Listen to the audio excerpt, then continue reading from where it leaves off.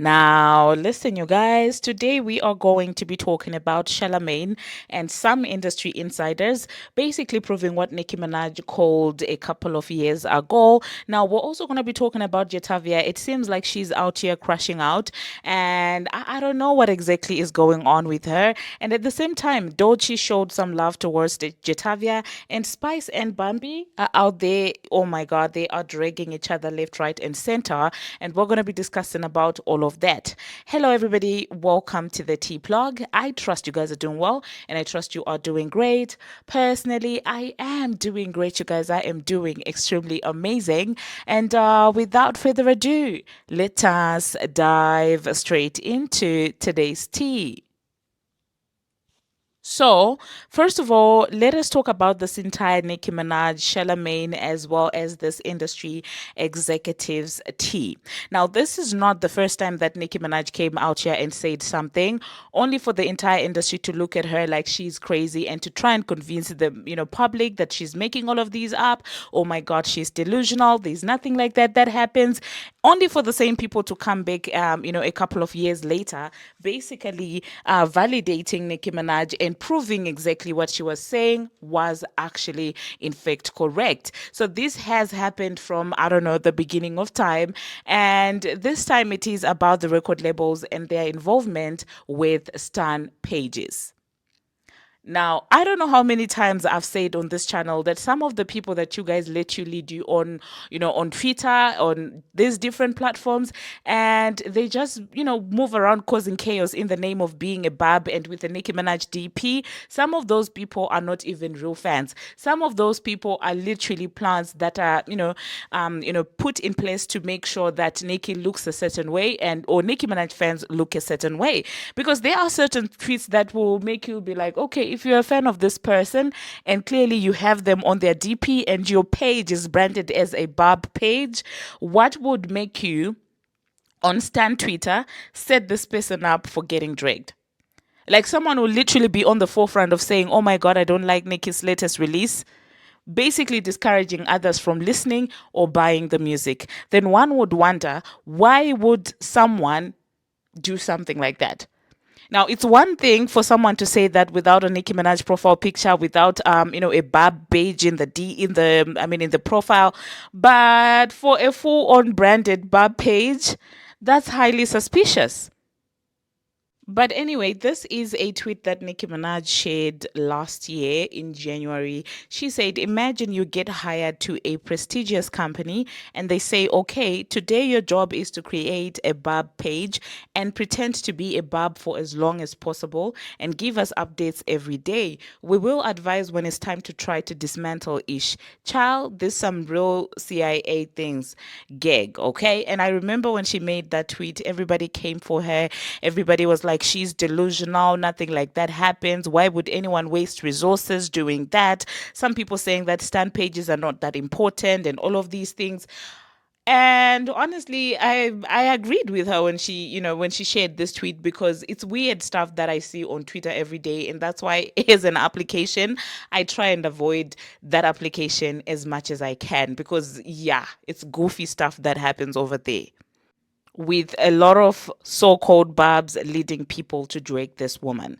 So that being said, fast forward to 2025, in the Drake and Kendrick Lamar situation, Charlemagne the God, one of the main people who goes out there discrediting any and everything that Nicki Minaj says, yeah, that same guy came back to the people and started saying that, oh well, a lot of fan accounts, a lot of stan accounts are created by record labels and all of these things. And I'm like, is that you, Charlemagne?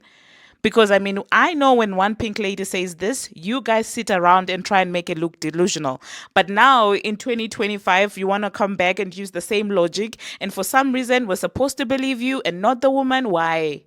Why is that? Is that misogyny? Is that what? Like, I really need to understand why now all of a sudden people are taking these things seriously when previously they wouldn't take it seriously from another person. So when I saw the Charlemagne thing on a podcast with Andrew, his handler, um I'm sorry, you guys, his friend.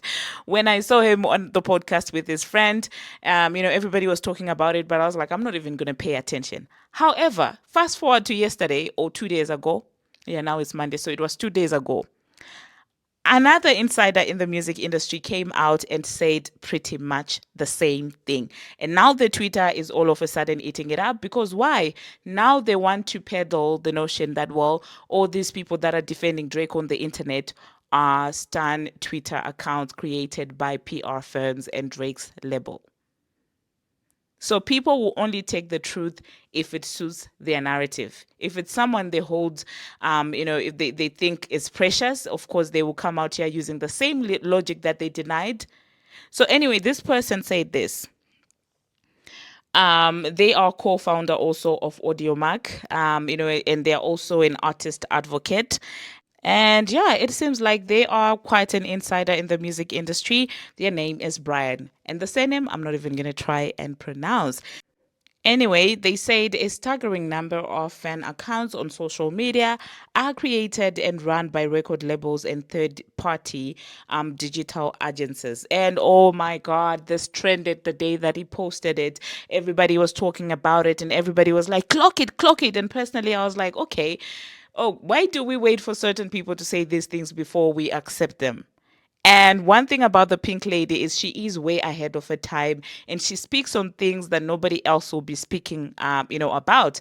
The same thing with the Drake and Spotify voting system. When Nicki spoke up about this, Drake was nowhere to be found. Okay, his life was going smoothly because at that time he was benefiting from the Spotify, the Apple shenanigans, and so he didn't want to speak up.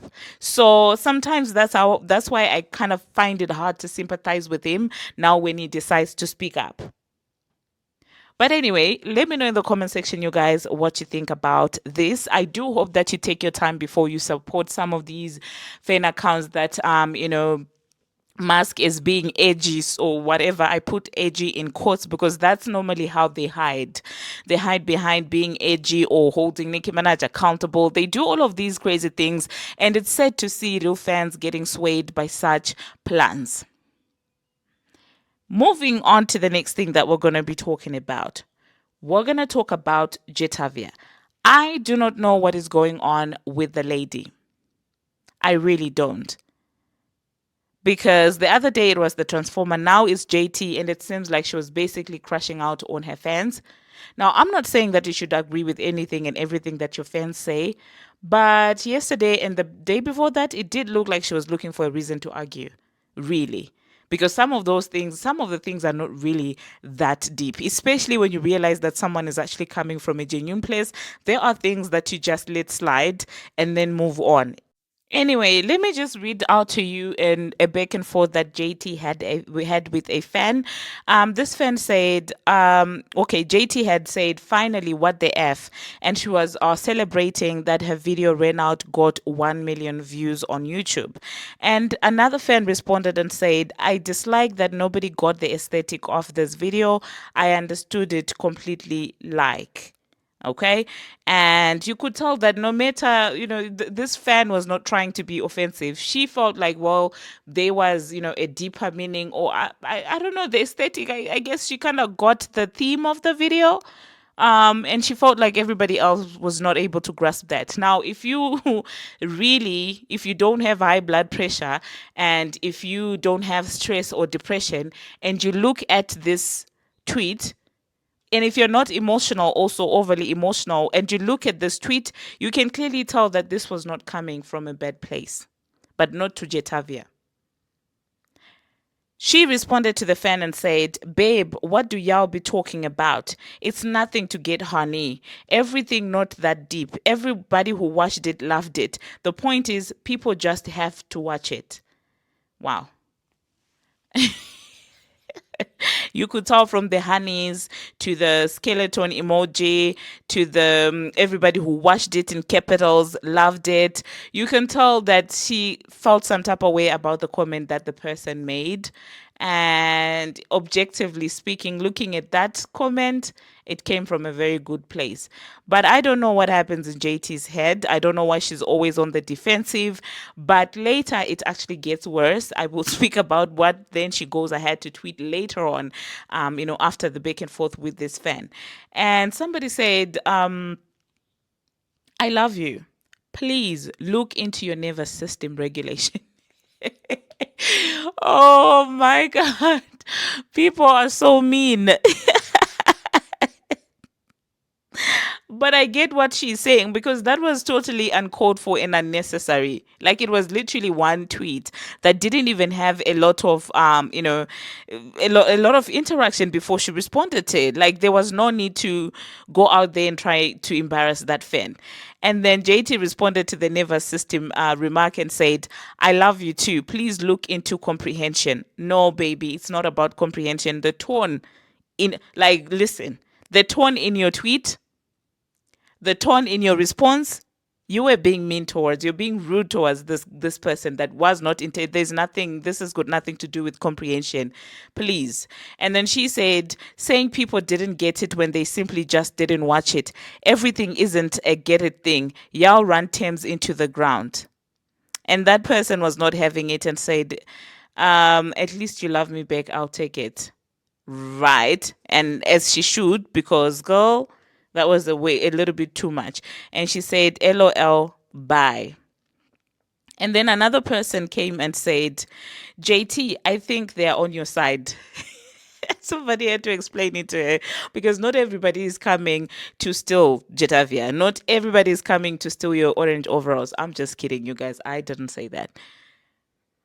Anyway, and then she said, of course they are. I'm explaining that it wasn't anything to understand, more so of people have to take time out to watch. Another person said, so basically, she said with a Sosi Santana meme, and she said, no, the F I didn't. I'm saying y'all run teams in the ground that don't go for everything. Stan Twitter have y'all brain fried. Oh, wow.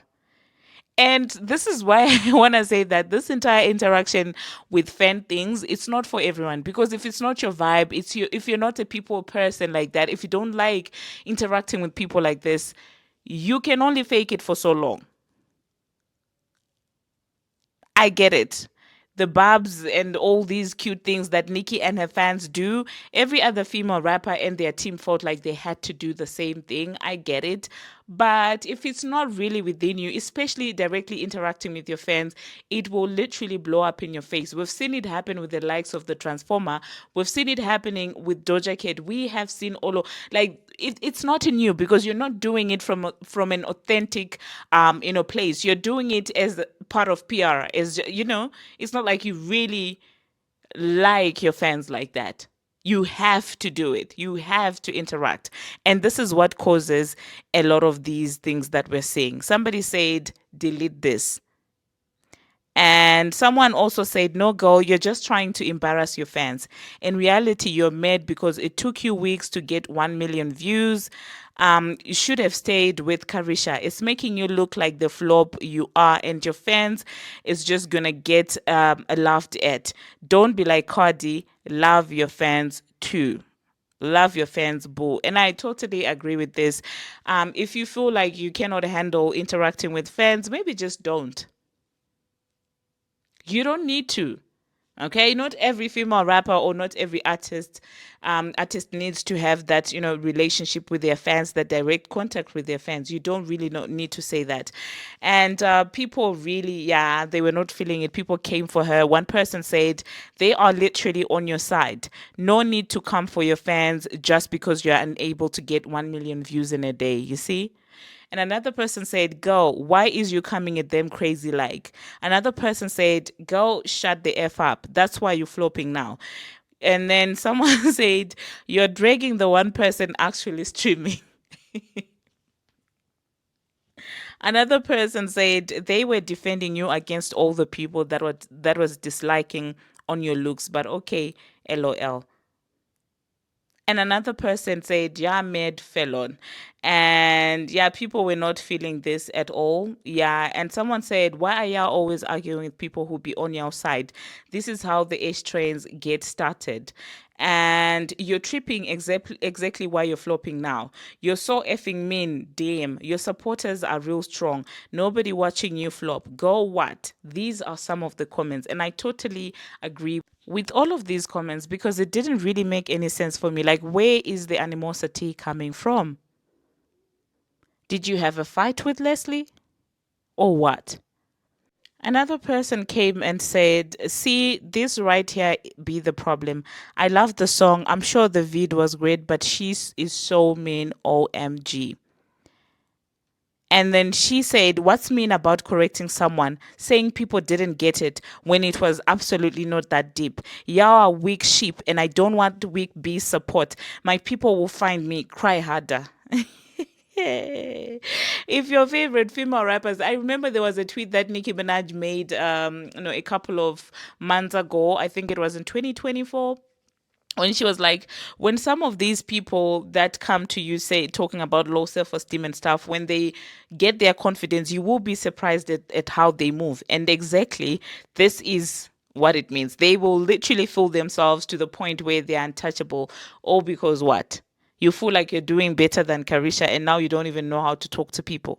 This is crazy, especially people who are supporting you. If you are to clap back to a hater like this, I get it, but people that really do actually buy your music, that's crazy. And later on, I did realize that I think something was going on with JT because a couple of minutes later, she went in her community and she said, passed away behind community, DA community, basically. That's what she said. And yeah, someone said, OMG, go to sleep. And she said, no, I want drama and trust I'll find it here. So I don't know if she's rolling out something. I don't know if that's a way of getting her fans engaged. I really don't understand, but it seems like she really wanted the drama that night.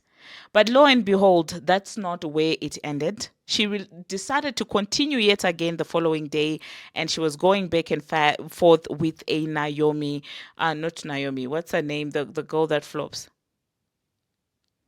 With I think a Normani fan. She was going back and forth with the Normani fan, and it wasn't a pretty sight. And the Normani fan was dragging her, and it just was not a pleasant sight. And I don't even know where the interaction came from and how they ended up beefing. Eh, But anyway, you guys, let me know in the comment section what you think about female rappers feeling like they need to have a bub like relationship with their fans.